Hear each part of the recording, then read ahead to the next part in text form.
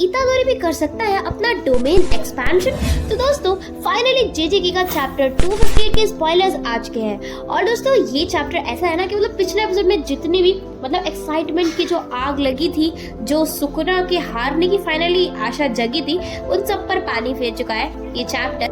लेकिन ये चैप्टर काफी कमाल का है क्योंकि इसमें भी काफी ज्यादा सरप्राइजिंग चीजें हुई है जो कि काफी इंटरेस्टिंग होने वाली है। और वो क्या हुई है उसके लिए तो आपको वीडियो एंड तक देखनी पड़ेगी, तो वीडियो एंड तक जरूर देखना। तो बिना टाइम वेस्ट करें लेट्स बिगिन। तो दोस्तों चैप्टर की शुरुआत होती है एक फ्लैशबैक से, जहाँ पर गोजो और सुकुना दोनों की फाइट हो रही थी। तो जब गोजो ने सुकुना पर सेकंड ब्लैक फ्लैश का इस्तेमाल किया था, उस टाइम पर गोजो की जो लॉस्ट आउटपुट था आरसीटी का, वो रिकवर होने लगा। कहने का मतलब अब गोजो जो था वो हील कर पा रहा था। तो ये सेम सिचुएशन नरेटर सुकुना के साथ हमें कंपेयर करते हुए बताता है कि सुकुना ने जब यूजी पर सेकंड ब्लैक फ्लैश का इस्तेमाल किया था, तो उस टाइम पर सुकुना का भी जो आरसीटी का आउटपुट था वो बेहतर होने लगा। कहने का मतलब वो उस टाइम पर हील कर पा रहा था, उसने अपने आर्म्स को भी रिजनरेट किया। लेकिन यूजी के वो लगातार 8 ब्लैक फ्लैशेस, उनकी वजह से सुकुना जो है अब दोबारा से हील नहीं कर पा रहा है। तो नरेटर हमें ये चीज क्लैरिफाई करता है कि यूजी के ब्लैक फ्लैशेस ने इतनी बुरी तरीके से हिट किया है मतलब सुकुना को, कि वो हील भी नहीं कर पा रहा। मतलब जो ब्लैक फ्लैशेस थे ना यूजी के, उन्होंने बिल्कुल सुकुना और मेगुमी की सोल्स के बीच में हिट किया है। जिसके बाद दोस्तों हमें दिखाई जाती है यूजी और सुकुना की वापस से फाइट।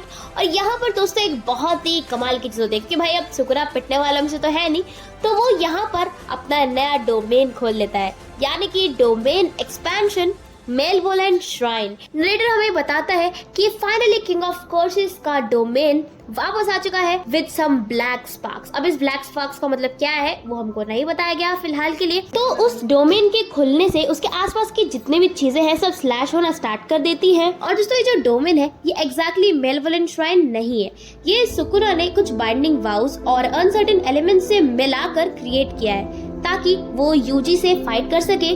और ये चीज हमको नहीं बताई गई है भाई कि अभी तक कि इतने सारे ब्लैक फ्लैशेस खाने के बाद आखिर सुकुना के पास इतनी कर्स एनर्जी आई कहां से कि भाई उसने डोमेन खोल लिया। बट खैर जो भी हो, मजा आया।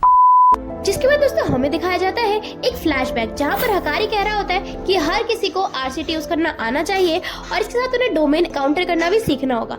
तभी जो चोसो होता है ना वो कहता है कि देखो मैं और मेरा भाई यूजी हम लोग तो आरसीटी को हैंडल कर लेंगे। तब यूजी भी कंफ्यूज भाई कि मैं कैसे कर लूंगा। तब चोसो एक्सप्लेन करता है कि उसकी बॉडी में क्या होता है कि जब वो अपनी कर्स्ड एनर्जी को कन्वर्ट कर लेता है खून में ताकि वो ब्लड मैनिपुलेशन का इस्तेमाल कर पाए, तो सेम चीज वो इसे कहता है यूजी को कि अगर वो उसके बाकी भाई यानी कि 9 वुम डेथ पेंटिंग्स को अगर वो कंज्यूम कर लेता है तो वो ब्लड मैनिपुलेशन का इस्तेमाल कर पाएगा। और दोस्तों इसीलिए आपको याद है मैंने आपको पिछले चैप्टर में कहा था कि ब्लड मैनिपुलेशन वो क्यों यूज कर पा रहा है, क्योंकि उसने 9 डेथ वूम पेंटिंग जो थे उनको कंज्यूम कर रखा है। तो चोजो से यही बताता है कि इस तरीके से तुम ब्लड मैनिपुलेशन का इस्तेमाल कर पाओगे।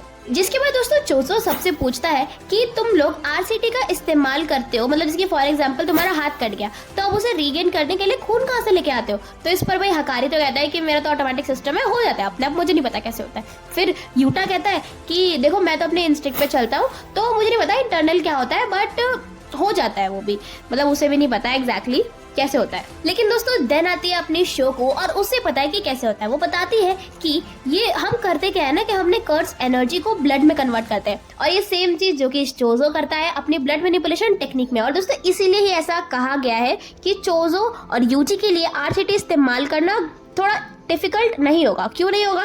क्योंकि वो एग्जैक्टली अगर हम देखा जाए तो उनकी इनेट टेक्निक ही है, मतलब आरसीटी यूज करना इनेट टेक्निक नहीं है, बल्कि वो जो चीज करते हैं यानी कि कर्स टेक्निक को ब्लड में कन्वर्ट कर लेते हैं, तो ये सेम चीज आरसीटी में भी करते हैं लोग, तो इसलिए वो उसे इजीली सीख सकते हैं। और यहाँ कमाल की बात ये है कि अब यूजी और जो चोजो है ना उसे आरसीटी यूज करने में कम कर्स्ड एनर्जी लगेगी। क्यों? क्योंकि ज्यादातर लोग जब यूज करते हैं उसे तो उनकी कर्स्ड एनर्जी बहुत ज्यादा इस्तेमाल होती है, लेकिन यहाँ पर जब उनकी इन्नेट टेक्निक ही कुछ ऐसी है तो उन्हें काफी कम कर्स्ड टेक्निक का इस्तेमाल होगा। तो दोस्तों अब मैं ये चीजें बता क्यों रही हूँ आपको, क्योंकि यहाँ पर यूजी जो है जब आरसीटी सीखेगा ना तो वो कैसे सीखेगा, ये बात काफी इंटरेस्टिंग है। क्यों? क्योंकि वो अब कर सकता है अपनी बॉडी स्वैप। जी हाँ दोस्तों आपने बिल्कुल ठीक सुना, कहने का मतलब कि दोस्तों अब यूजी इतादोरी जो है वो अपनी बॉडी स्वैप कर सकता है अपनी कर्स टेक्निक का इस्तेमाल करके। तो यहाँ पर वो करेगा क्या कि जिसको RCT यूज करना आता है उस इंसान के साथ अपनी बॉडी स्वैप करेगा और भाई सीख लेगा।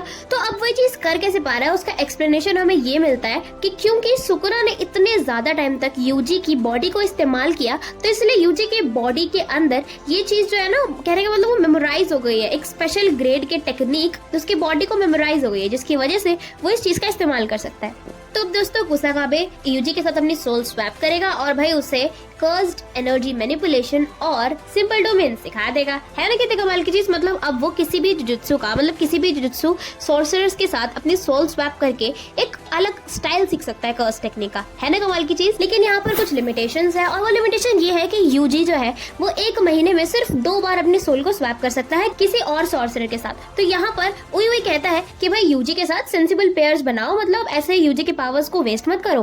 तो अब दोस्तों हमें ये फ्लैशबैक दिया क्यों? क्योंकि हम ताकि इस जो अभी करंट सिचुएशन चल रही है ना फाइट में सुकुना और यूजी के बीच, उसे समझ सके। क्योंकि यहाँ पर सुकुना ने अपना डोमेन तो खोल लिया है, लेकिन अब जो यूजी करेगा क्या, वो उसे काउंटर करने के लिए अपना सिंपल डोमेन खोलेगा जो उसने कुसाकाबे से सीखा, राइट।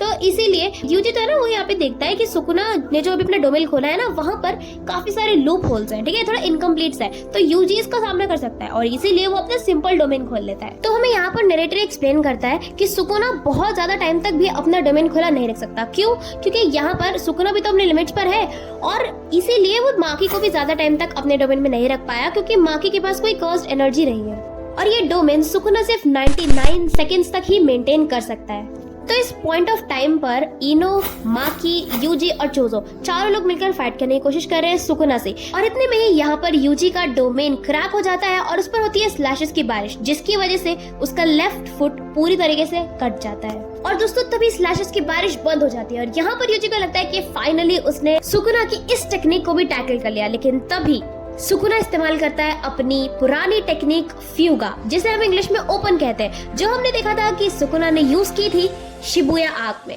दोस्तों आपको याद ही होगा सुकुना ने जो के साथ फाइट करते हुए इस टेक्निक का इस्तेमाल किया था और फाइनली सुकुना वापस इस्तेमाल करता है। और दोस्तों यहीं पर एपिसोड खत्म होता है। आखिर अब आगे क्या होगा, यूजी सुकुना का सामना कैसे करेगा और ये चारों मिलकर सुकुना को कैसे हराएंगे, तो वो तो हम देखेंगे जब नेक्स्ट चैप्टर आएगा। तो दोस्तों चैनल को सब्सक्राइब करके जरूर रखना, बिकॉज नेक्स्ट वीडियो जल्दी आ जाएगी। तो आज के लिए बस इतना ही, मिलते हैं नेक्स्ट वीडियो में। अगर आपको वीडियो अच्छी लगे तो वीडियो को लाइक जरूर करना। तो आज के लिए बस इतना ही, मिलते हैं नेक्स्ट वीडियो में, तब तक के लिए बाय बाय।